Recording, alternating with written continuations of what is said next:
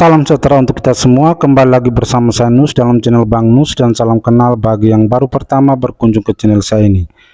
Baik teman-teman, kali ini saya akan menunjukkan bagaimana cara menginput nilai rapor kurikulum 2013 di aplikasi eRapor K13 versi 2023.1. Kita membuka aplikasi eRapor. Nah, jika teman-teman aplikasi eRapornya itu dikerjakan dalam jaringan, silakan ketikkan IP server eRapor, lalu kemudian titik 2 masukkan port eRapornya. Sedangkan bagi yang secara online, silakan masukkan link di sini lalu kemudian tekan enter. Di sini saya sudah masuk ke aplikasi eRapor, lalu kemudian kita memasukkan username dan password. Username dan password ini silakan minta kepada admin eRapor. Saya sudah memasukkan username dan password, lalu kemudian saya klik masuk. Akan tampil nama sekolah kita klik di nama sekolah kita untuk masuk lagi ke aplikasi eRapor. Nah, di sini tampilan dashboard dari login sebagai guru, memuat jumlah siswa yang kita ampu, jumlah rombel yang kita ampu, dan juga jumlah mapel yang kita ampu.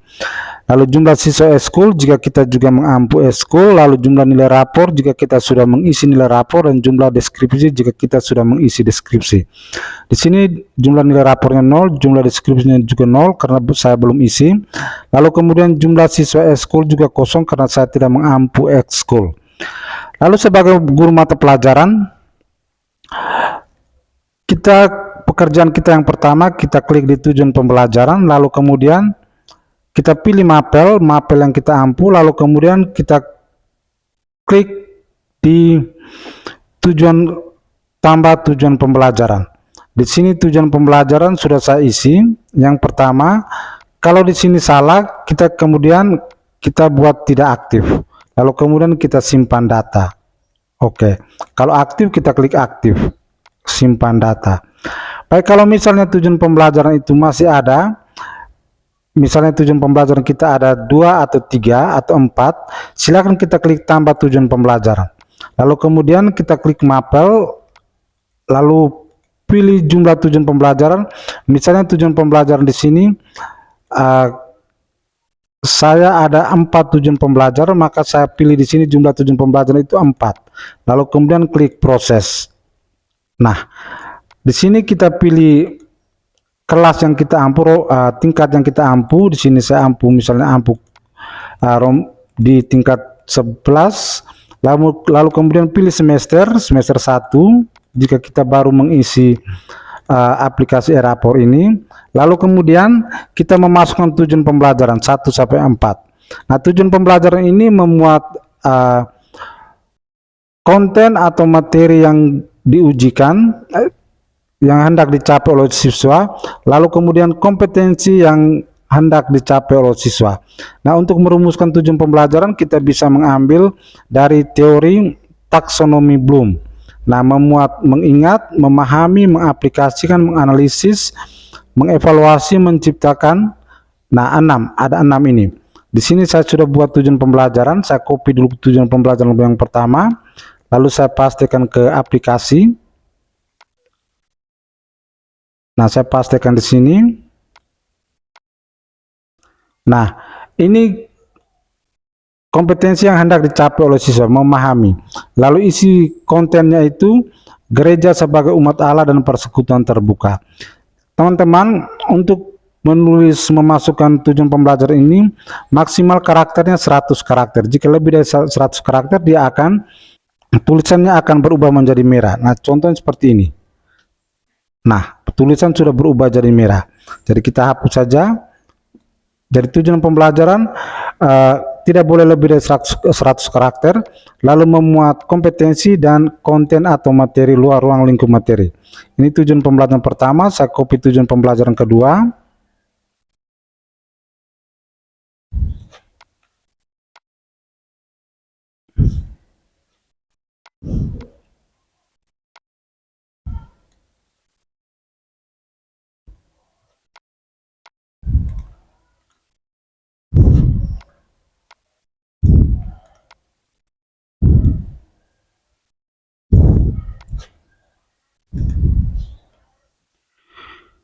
Nah, 4 tujuan pembelajaran sudah saya masukkan, lalu kemudian kita klik simpan data. Setelah kita mengisi tujuan pembelajaran, kita cek lagi tujuan pembelajaran dan klik di pilih mapel, lalu kemudian kita pilih mapel yang kita ampu.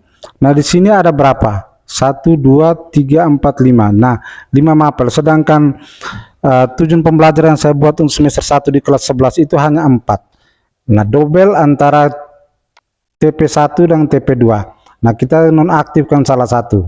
Ini saya nonaktifkan, tidak aktif. Jadi tinggal 4. Lalu kemudian kita klik simpan data. Nah, sudah simpan data. Nah, tadi mengapa sampai double? Karena pertama saya sudah buat satu tujuan pembelajaran, lalu kemudian saya buat lagi yang kedua 4 tujuan pembelajaran. Yang sudah saya masukkan pertama itu sudah tersimpan, sehingga ketika saya tambah lagi 4 tujuan pelajar, dia akan memuat 4 lagi sehingga jadi 5. Jadi teman-teman, kalau sudah mengisi satu tujuan pembelajaran, silakan tujuan pembelajaran yang lain yang belum kita input, kita masukkan.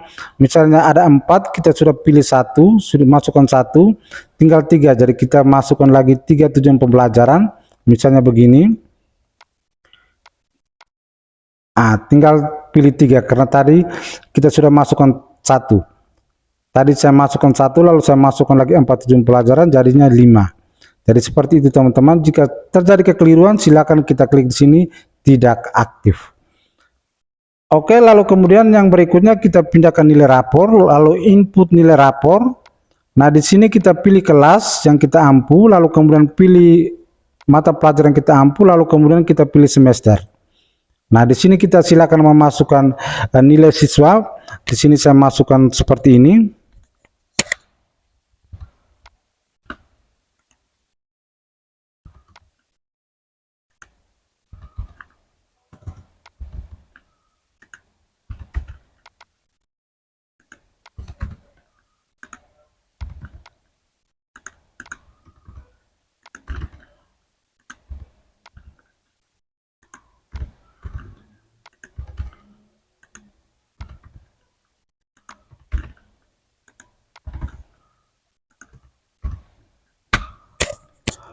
Setelah kita memasukkan nilai siswa, lalu kolom di sampingnya itu TP yang diukur dan tercapai dengan optimal. Di sini kita menceklis tujuan pembelajaran yang mempunyai nilai yang maksimal. Misalnya saya klik di sini. Nah, ini kita checklist tujuan pembelajaran yang maksimal dicapai oleh masing-masing siswa. Jadi kita mempunyai catatan mana siswa yang ketika asesmen formatif maupun sumatif, kita tahu bahwa siswa ini pada tujuan pembelajaran ini dia memiliki nilai yang tertinggi. Jadi kita checklist nilai tertinggi dari siswa itu, lalu kemudian di sebelahnya itu tujuan pembelajaran diukur dan perlu peningkatan. Jadi kita checklist tujuan pembelajaran dari siswa yang mempunyai nilai yang paling rendah. Jadi kita checklist, misalnya seperti ini, kita checklist masing-masing siswa, kita mempunyai catatan tujuan pembelajaran yang paling rendah dia itu apa. Jadi kita tinggal checklist saja. Kita mempunyai catatan masing-masing siswa yang mempunyai tujuan pembelajaran, mempunyai nilai asesmen tujuan pembelajaran yang paling rendah dan yang paling tinggi. Setelah itu kita klik simpan data dan nilai. Oke, sudah berhasil. Lalu kemudian fasilitas yang berikutnya, kalau kita mengisi secara langsung ke aplikasi, ada fasilitas yang kedua itu melalui import nilai rapor. Nah, ketika import nilai rapor, kalau kita mau menggunakan import nilai rapor, kita pilih kelas, kita klik di import nilai rapor, lalu kemudian pilih kelas, pilih mata pelajaran, lalu kemudian pilih semester. Nah, lalu kemudian kita download format nilai rapor. Kita download. Nah, ini download hasil downloadnya. Kita buka dalam folder. Ya, kita buka file hasil aplikasi yang sudah kita download, form penilaian dalam bentuk Excel. Dia tampilnya dalam bentuk Excel seperti ini. Nah, ini data-datanya. Silakan teman-teman memasukkan nilai akhir yang sudah kita kelola. Lalu kemudian di samping ini kita menulis capaian tertinggi dari siswa, tujuan pembelajaran yang tertinggi dan tujuan pembelajaran yang terendah. Silakan kita mengisi secara manual di sini. Setelah kita mengisi, lalu kemudian kita simpan, kita upload ke aplikasi dengan pilih choose file, lalu kemudian kita cari file yang kita download tadi, yang sudah kita isi di sini, lalu kemudian kita open, lalu kemudian kita import nilai. Jadi kita bisa menggunakan dua fasilitas ini. Kalau menurut saya yang paling mudah itu dengan input nilai rapor, input langsung. Lalu yang berikut, sebagai guru mata pelajaran kita diminta untuk mengisi nilai karakter P3K13. P3K13. Jadi ini sesuai dengan PPA yang terakhir. Kita pilih kelas, lalu kemudian pilih semester, lalu kemudian kita pilih dimensi. Misalnya dimensi beriman bertakwa kepada Tuhan Yang Maha Esa. Lalu kemudian di sini ada dimensi-dimensinya, itu ketercapaian siswa tidak teramati, mulai berkembang, sedang berkembang, berkembang dan sesuai harapan, dan sangat berkembang. Jadi kita bisa pilih salah per siswa sesuai dengan pengamatan kita di kelas, ataukah kita langsung pilih nilai di atas ini, lalu kemudian secara umum kita melihat bahwa semua siswa itu mulai berkembang. Oke, jadi semua dijadikan mulai berkembang. Lalu kita melihat beberapa siswa yang dominan, misalnya saya pilih ini berkembang sesuai harapan, lalu yang lainnya ini sangat berkembang, lalu pada umumnya itu mulai berkembang. Demikian pun yang kedua, akhlak pribadi mulai berkembang, lalu kemudian kita pilih yang dominan berkembang, lalu kemudian kita pilih sangat berkembang sesuai dengan pengamatan kita di kelas. Lalu yang berikutnya, akhlak kepada manusia, kita pilih sedang berkembang, lalu kemudian yang lain kita pilih yang dominan, beberapa siswa yang dominan dengan berkembang sesuai harapan atau sangat berkembang. Lalu yang berikut, akhlak kepada alam, kita pilih tidak teramati, lalu kemudian beberapa siswa yang sempat kita amati, lalu kita pilih mulai berkembang ataukah sedang berkembang, ataukah ada yang berkembang sesuai harapan, atau ada sangat berkembang. Lalu yang berikut, akhlak bernegara. Nah, di sini kita pilih untuk semua sedang berkembang, lalu beberapa siswa yang lebih dominan. Setelah itu kita pilih simpan data.